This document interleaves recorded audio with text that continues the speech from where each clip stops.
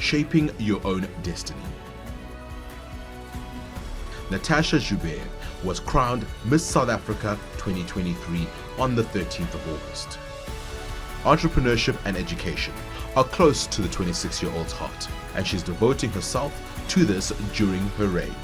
Before taking the title of Miss South Africa, she had already raised 1.2 million rand for her causes.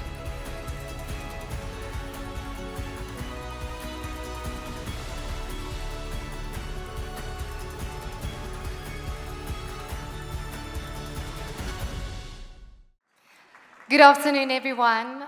Truly an honor and a privilege to stand here today. And, I asked Natalia, my manager, I said, why should I speak alone? Like, why am I not like a panel speaker? And I'm like, you know what? That's what comes with being Miss South Africa, so no pressure at all. But I said to myself, you know what? If there's one thing I can do here today and speak on is just truly being myself and speak from the heart. I'm not typically someone who would prepare a speech off by word, because I feel like everyone sitting here today has such a personal journey and story to tell. And I thought, you know what? Why don't I stand here today and share my personal journey and story with you guys? So let me introduce myself, even though they did it so well. Hello, everyone. My name is Natasha Joubert, and I am Miss South Africa, the reigning Miss South Africa, and truly so special to be speaking here today. And I thought to myself, driving here, what would be the message of today? And I think when I reflect back on my journey, it's all about second chances. And I think it's so easy if we compare someone else's year 5 with your day 1. So just to give you a little bit of a backstory, in 2020, I entered Miss South Africa for the first time. I was 22 years old, obviously very naive. Guys, I was like preparing those outfits one by one, thinking that's what it entails to be Miss South Africa. I was so wrong. Even reflecting back, I'm like, I don't even know what you thought. I rocked up there, and I'm going to actually make my way to the stage. I remember entering, and it's always been a dream of mine since a little girl of becoming Miss South Africa, right? You look at this woman just being everywhere, traveling, dressing up, but not really knowing the emotional strength and the mental strength that you need in order to stand on a platform like this. I mean, opportunities like this today, it is one of the perks. I was the youngest in the top 10, and I finished second runner-up in 2020. And I remember back then, there was a significant day, and it was the 2nd of August in 2020. And the social media team called me in, and they said, listen, I just quickly want to brief you. We are doing this ad documentary style video for TV, for Mnet, for all the finalists. So we just want you to speak on where you come from, family, sister, just your story, right? And I sit there and I'm like, got it, I'm going to own this. And, I started speaking on my mother, my brother, my sister, and when it got to my father, I would burst out in tears. So when I was 16 years old, I lost my father. I was grade 10.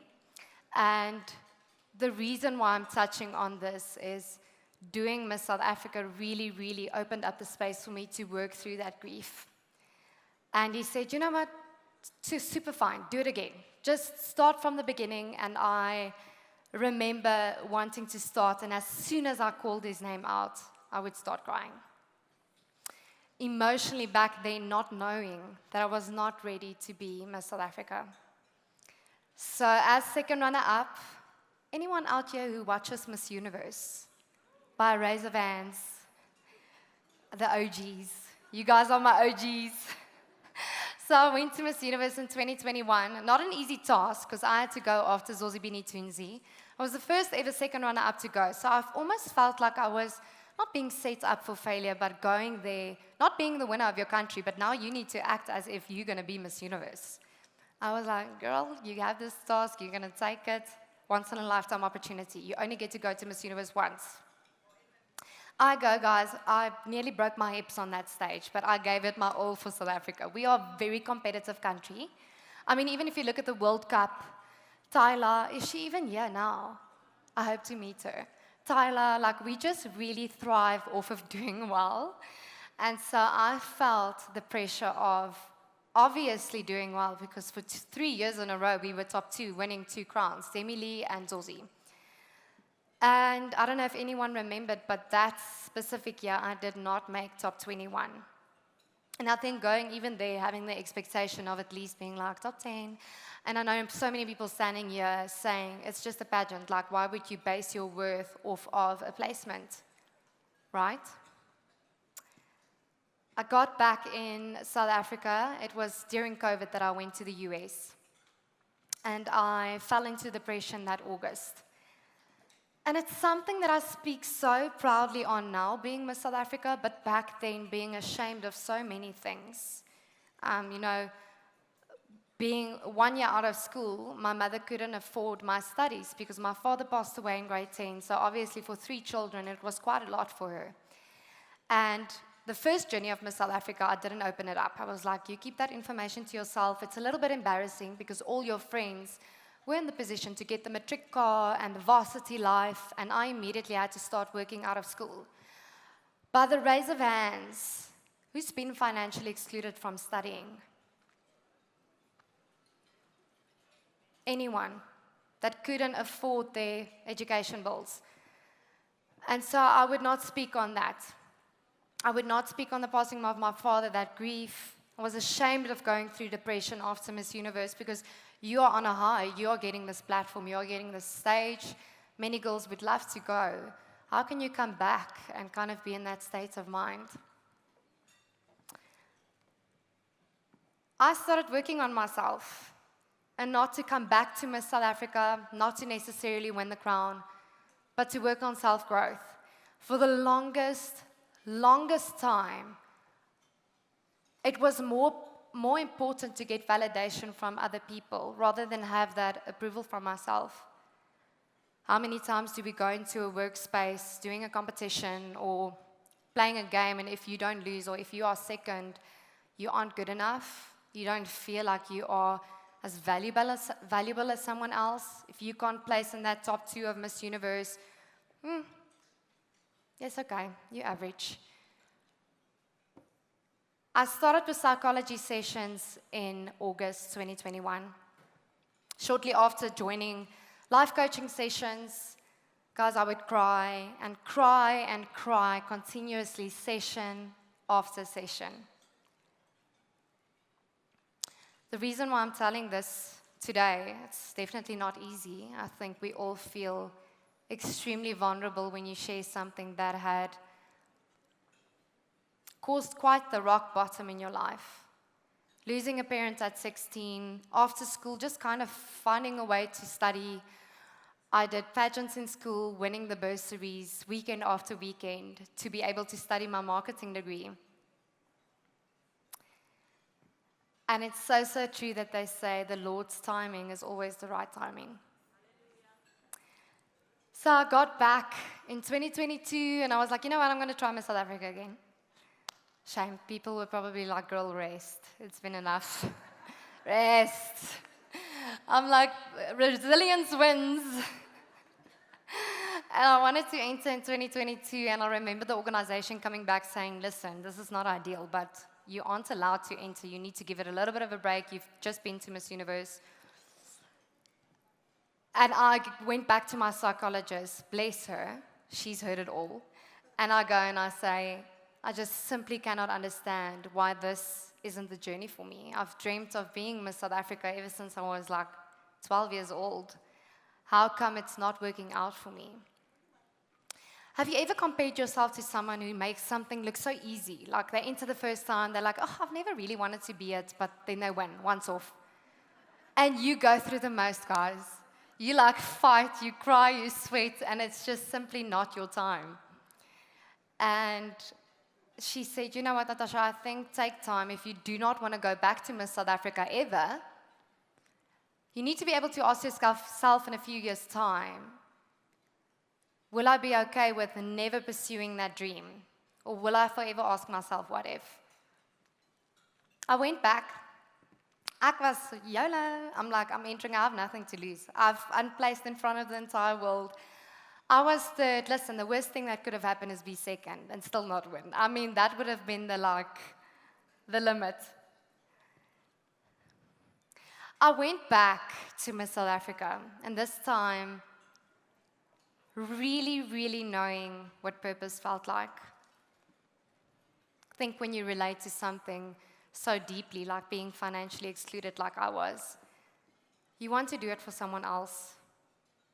Don't only want to do it for someone else, you want to do it with such a determination. It's almost like people think you're doing it for a relative. And so I entered, but I wanted to make a point out of being a Miss South Africa of service. And I said, I'm not going back to an international competition.